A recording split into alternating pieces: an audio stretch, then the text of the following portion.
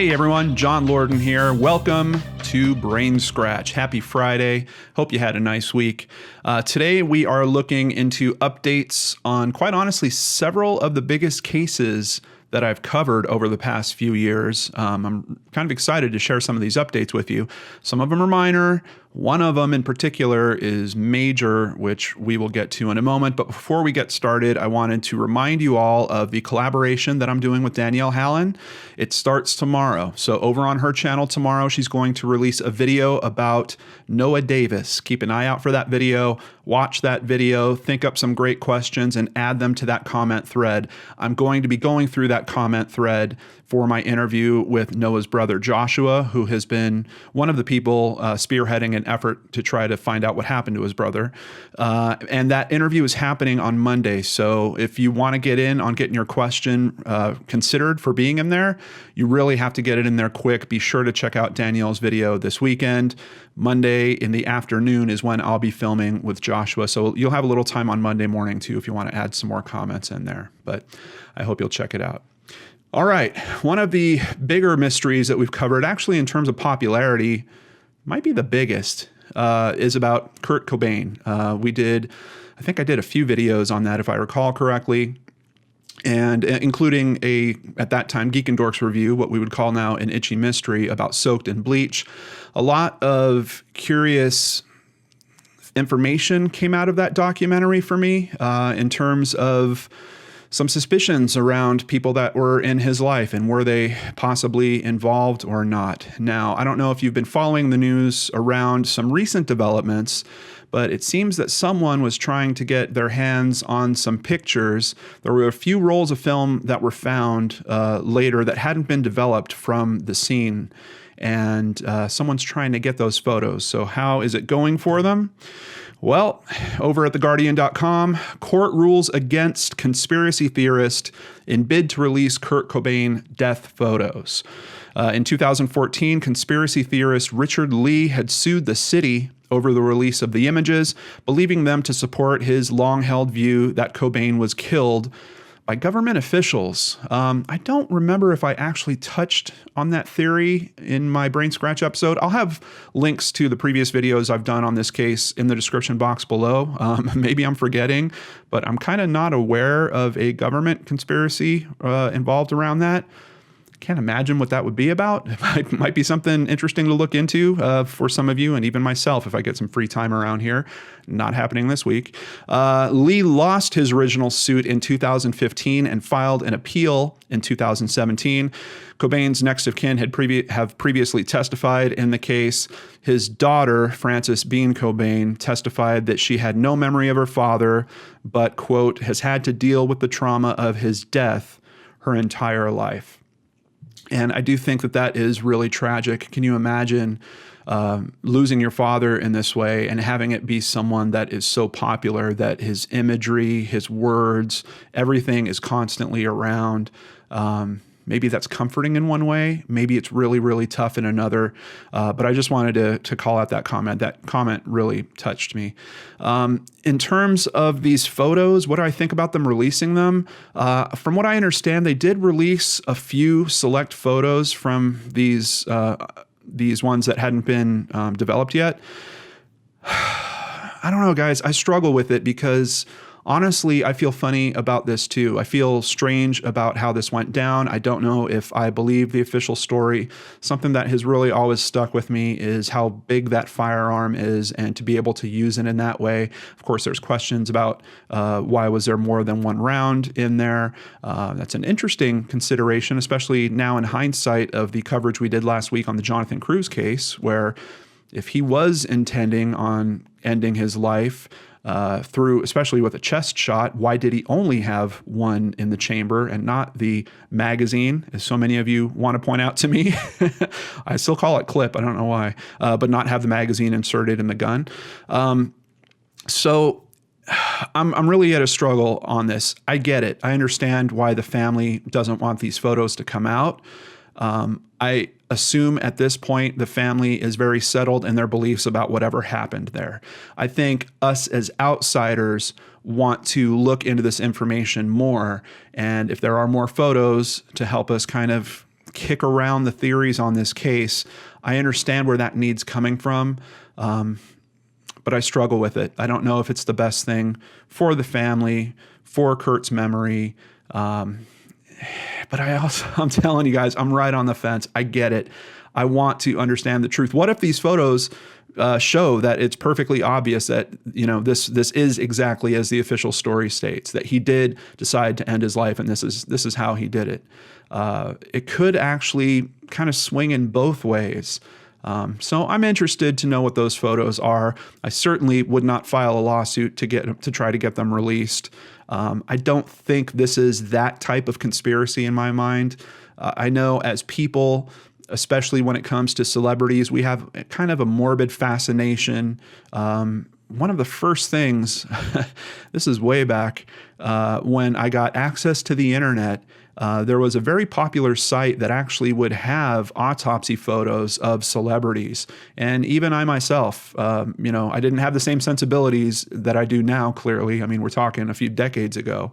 But I would check out that site pretty regularly, just to shock myself and to get this inside peek into these people that we idolize. But that's part of the problem too, is that we put them kind of up on this pedestal in terms of, I don't want to say importance, but we certainly put them up on a pedestal in terms of our view as people against that type of person. And I think from that, we draw some more of this need to be involved in some way and to try to find out the truth and make sure that, Kurt's memory and legacy are intact. I don't know, guys. I still struggle with it, but that is the update on Kurt Cobain. Does that tie to one of our other updates we're going to talk about today? Possibly. I don't know. Let's continue going forward. Over at thewashingtonpost.com, we have a map that might seem familiar to you. You might recall a video I did on BrainScratch about the floating feet mystery, and this is the same map. However, we now have foot number 14. That's right. Just discovered this month, adding to the map of the floating feet mystery, foot number 14. From what I understand so far, does not seem to be a match with any of the other shoes that have been found. Several of them have been matched up, but it doesn't appear to be the case here. The 14th foot appeared on the banks of the Salish Sea in British Columbia.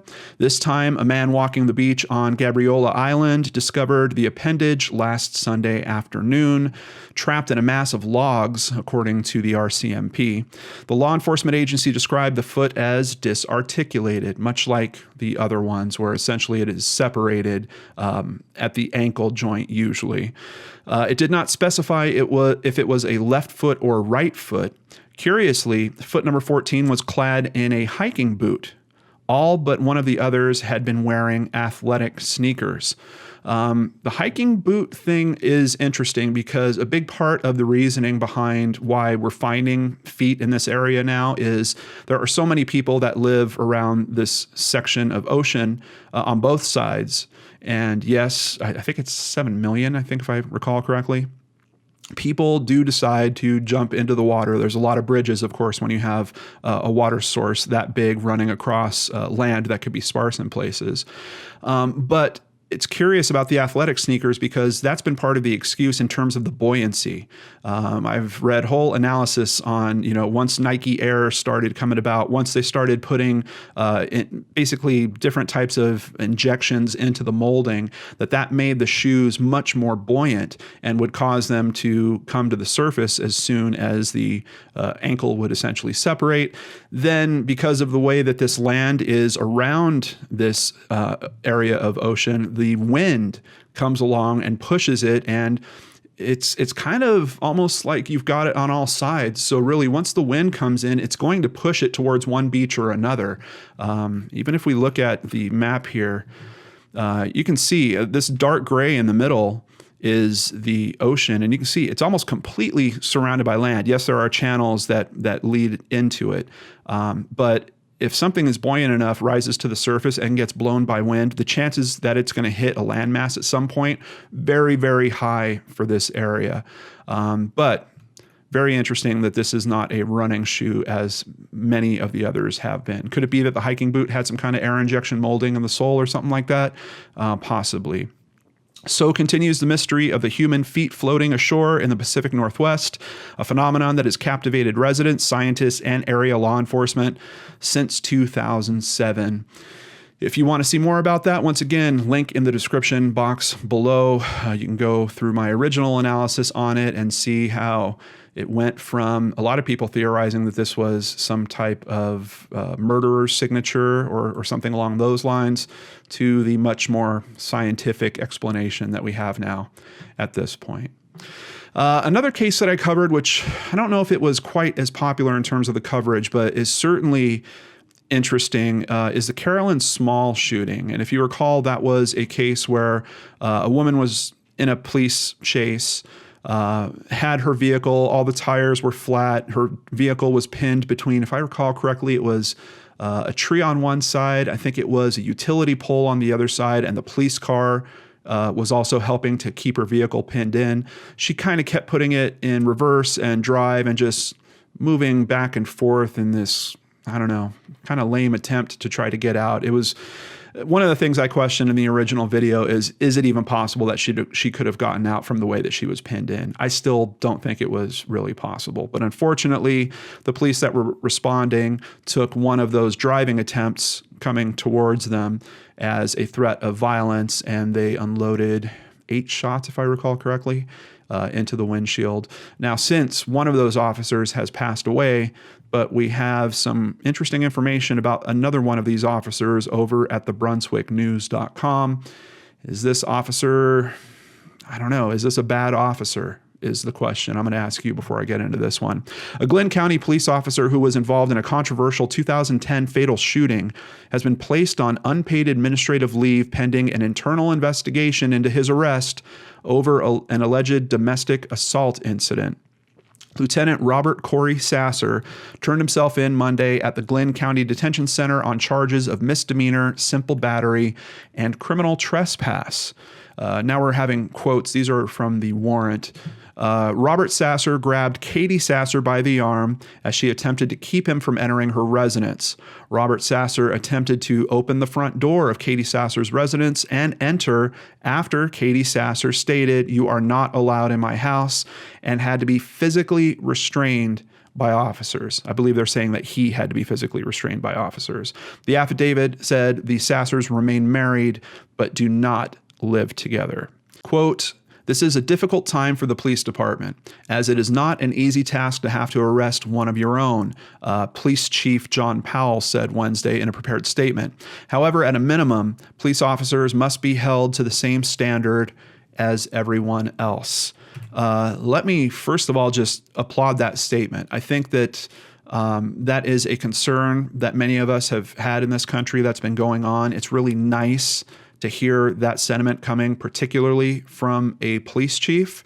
I know many of us out here feel like police are not held accountable. Even in the Carolyn Small situation, there was charges that were brought up against them. The charges, I think, were dropped, if I recall correctly. I think there was a civil suit. Of course, the civil suit did not win either. So it's one of those things where I always struggle with the thought of how good is the justice system in terms of it being turned against servants of the justice system like police officers.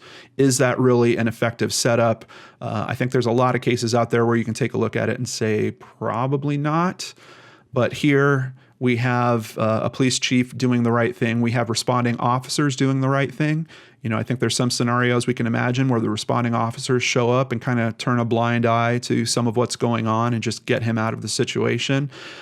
Interesting twist on this one, body cams are involved, and that body cam footage is being reviewed as well from the responding officers. So is that part of the reason why maybe that blind eye wasn't able to be turned in this case? Or do we have some good, fine, upstanding officers out there?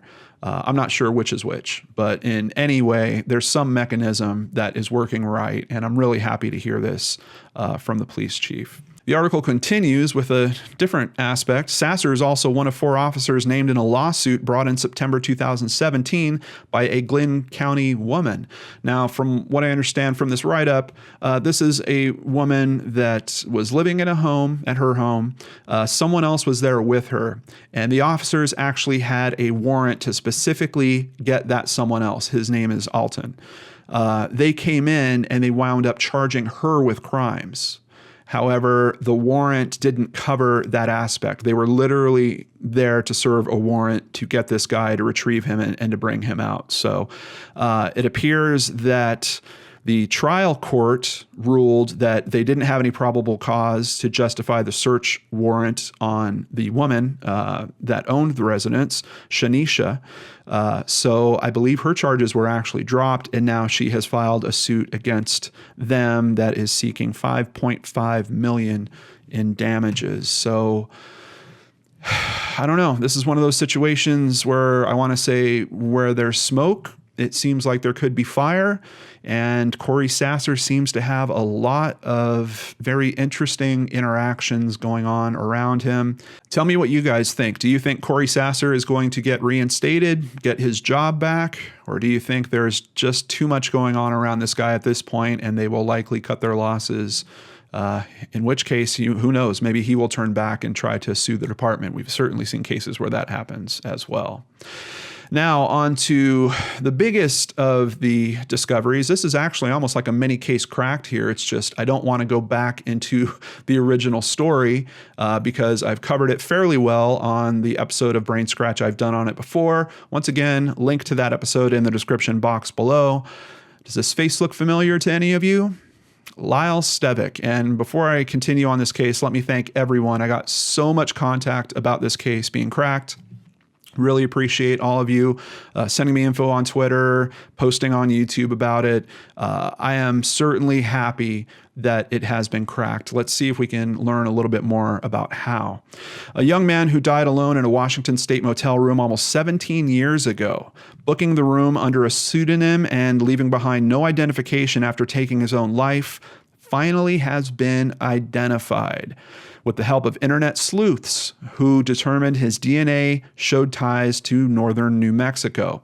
The man's name was Lyle Stevick, and just as a quick reminder, that pseudonym was a reference to the book You Must Remember This by Joyce Carol Oates. The character, Lyle Stevick, with a slightly different spelling, owns a furniture store and one night hangs a rope from the rafters and contemplates suicide. Suicide attempts are prolific throughout the novel. If I recall correctly, though, I don't believe any of the attempts in the novel, at least, are successful. I really wish we would have had that same outcome for the Lyle Stevick that we all know. Known for years only as Lyle Stevick, the man was identified as a 25-year-old from Alameda County, California, said Steve Shumate, Chief Criminal Deputy for the Grays Harbor County Sheriff's Office in Washington, where the man died in 2001. So how did this get cracked? DNA Doe Project investigators worked with Grays Harbor authorities earlier this year to have the man's DNA samples sent to a lab for genome sequencing. Then they compared the man's genetic information with that on a website containing information from people who have undergone genetic testing. Sound kind of similar? We just talked about this in terms of the East Area Rapist case. Essentially, familial matches or partial matches of the DNA where they're able to drive it towards potential relatives is also coming into play with this case as well. According to his DNA, the John Doe was likely at least 1/4 Native American and 1/4 Spanish or Hispanic. His closest DNA matches were clustered mostly northern New Mexico with some in Idaho. Which is interesting because if I recall correctly, for his last known address, he had listed, I think it was Meridian, Idaho. I wonder if he still had some family out there and that's how he was familiar with that area. I'm not sure. Volunteers with the nonprofit who spent hundreds of hours sorting through and looking up Stevick's potential DNA matches eventually traced the man's relatives to California. Their leads led to an identification. Margaret Press, co-founder of the DNA Doe Project, said Tuesday she is amazed at the outcome. Quote, "You feel so grateful that you have the skills to reunite the person with their family," added the project's other co-founder, Colleen Fitzpatrick. And let me just stop and say, I've heard Colleen's name on a few different cases that are kind of in this same realm. In my opinion, at least from the media I review, Colleen is one of the leading experts in terms of really doing this type of genealogy work, tracing down familial matches like this. And Colleen Fitzpatrick, you're kind of a superhero to me. I think it's really, really cool. Thank you for developing this method, or continuing to develop on this method, because it seems like this is a very important method for us going forward to solve many different cases. Let's get a little more detail here from Heavy. They've got a 5 fast facts you need to know. Most of this information is stuff that we covered on the previous BrainScratch, so I'm not going to go into all of it. But let's get a little more detail on the cracking of this case. The DNA Doe Project's DNA analysis allowed investigators to find possible family members who were related to Stevic. They determined he was from California, and the family, once they reached out to the family provided fingerprints to the Grays Harbor County Sheriff's Office. Those fingerprints allowed Stevic to be identified. So that is what really made the positive confirmation on the identification. From what I understand, they reached out to a family, and the family said, yeah, we have a family member that's been estranged from us for over 10 years. The family kind of assumed that he just didn't want to be in contact with them. It's very likely they didn't know that he was ever a missing person or an unidentified doe, as I guess is the better term for this case. At this time, Lyle Stevic's real name will not be released. And that is something the family is choosing to do. We're going to get into a little more detail on that here. Information from the press release from the Grays Harbor County Sheriff's Office.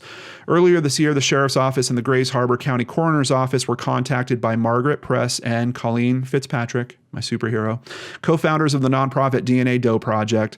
This group offered to fund the analysis of Lyle's DNA with the hopes of identifying possible family members. The coroner's office provided a DNA sample to this group, and through their organization, about 20 volunteers worked hundreds of hours on Lyle's identification. Aside from the hardworking volunteers, the group's organizers wanted to express their heartfelt appreciation to all the many donors who contributed to the cost of the tests. This was the group's first GoFundMe case and was funded in less than 24 hours with contributions from all over the world. The group also wanted to thank all 900,000 plus people who have contributed their DNA results to the GED match database. Without them, this identification could have never been made. If you recall the case cracked on the East Area Rapist, that is the same database that they used in that case as well. It looks like it is being used by other investigators to already solve other cases. Obviously, with this case, we're not going to have any legal proceedings.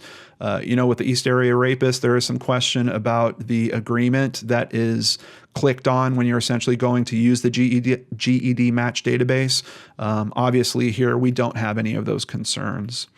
Once again, the family believed that Lyle was still alive, just did not want to associate with family. As a matter of practice, the Grays Harbor County Sheriff's Office does not provide the names of individuals who have committed suicide, and the family of Lyle has also requested that his name not be released. According to Redditor Urbex, who oversees the Lyle Stevic subreddit, and others familiar with the case, the DNA Doe Project may have advised law enforcement to keep the family's name private after the backlash after Marcia King's identity was released. Now, I haven't covered the Marcia King case yet. I have it on my list for Case Cracked. This is the lady that was known as the Buckskin Girl, or in some places, Buckskin Doe. According to the Reddit thread that's talking about this backlash, people were calling, messaging, and otherwise reaching out to her family and blaming, chastising them for not reporting her missing or for looking for her. And I do think that that would be a very unfortunate aspect to the case with Lyle in particular. Family didn't know he was missing. He went estranged, didn't speak to his family for many, many years.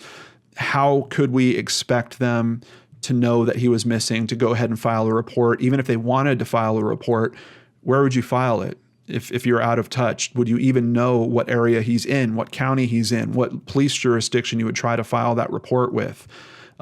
So I understand it. I do think it's kind of unfair to hold families accountable in cases like this where someone has chosen to disappear. Essentially, he was kind of an unknown missing person.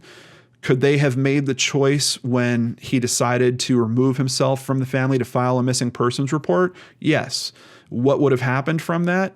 One of two things. Either he would have avoided being detected, and we would be maybe not at the exact same spot we are now, because if there was a missing persons case processed, hopefully that would be entered in NamUs. Doesn't happen all the time, but possibly if they had a DNA profile that was added to NamUs, that would have provided a match to him sooner. They wouldn't have had to gone through this familial match method to try to figure this out. So potentially, if he avoided detection and there was a missing persons case filed, then there might have been a different outcome to this story. However, if they filed a missing persons case, he was actually found by law enforcement at some point, and he said, no, I'm not actually missing. I just don't want to talk to them. The case would have been closed at that point anyway. Nothing would have been processed. They wouldn't have been put into NamUs. His DNA would have not been stored there, and we would have been largely in the same situation that we are here. So, I don't know. I'm kind of split on this one. Should they have filed it or not? What would have been the trigger for them to file it? I understand how it got to this point. And once again, as I've kind of talked about, it's almost a 50-50 chance that it would have even helped. Is that a pretty good chance? Is it worth it? I don't know. Maybe it's something we can look at and learn from if we're ever faced with a situation like that. I'll keep it in mind if one of my family members decides to disappear like that. So I mentioned earlier, maybe one of these cases could potentially be tied to the first case we talked about with Kurt Cobain. I just wanted to point out a few comments that I had from brain scratchers out there. Once Lyle was identified, people were wondering what took him to that area. Why was he in Grays Harbor? Why did he go to Washington? And I did find a comment on Web Sleuths that is kind of echoing what they were saying. He was very close to where Kurt Cobain was born, same county. Was he doing some kind of pilgrimage? Was he a fan of Nirvana? Was it something else? Was he considering leaving the country at some point, trying to head up to the border, ran out of money? I really don't know. It is an interesting consideration, though. I think I would hold more to that theory if he was actually at a known site. If any of you out there have information about that, was this site familiar to Kurt Cobain for some reason? Was it someplace he stayed? Was there something important that happened there? Did he write a song there or something along those lines? I don't know. Being in the same county, is that enough for the connection for me? Maybe, maybe not. I don't know. What do you guys think? That's why it's a brain scratch, right? Thank you so much for joining me on today's episode. I truly appreciate it. And I'm sorry I couldn't dive into a new fresh topic for you today. I've been working very hard on the collaboration that we have coming up next week. A lot of information to go through with that case. I'm going to share it all with you guys. Buckle up. It's going to be an interesting one. I'm actually going to start talking about it on Johnny Vlogs on Monday because there's some aspects that I need to address and talk about before we even get to the interview. It's one of those very, very intense and deep cases. A lot of knots that we're trying to undo with this one. So I'm also looking forward to seeing what Danelle does with this case tomorrow because I know what it's done to me over this week. So I'm curious to see how she's come out of this one as well. Thank you so much for joining me. I wish each and every one of you out there a wonderful weekend. Please come back on Monday to the Lord and Arts channel. It's going to be a doozy. I'll see you there.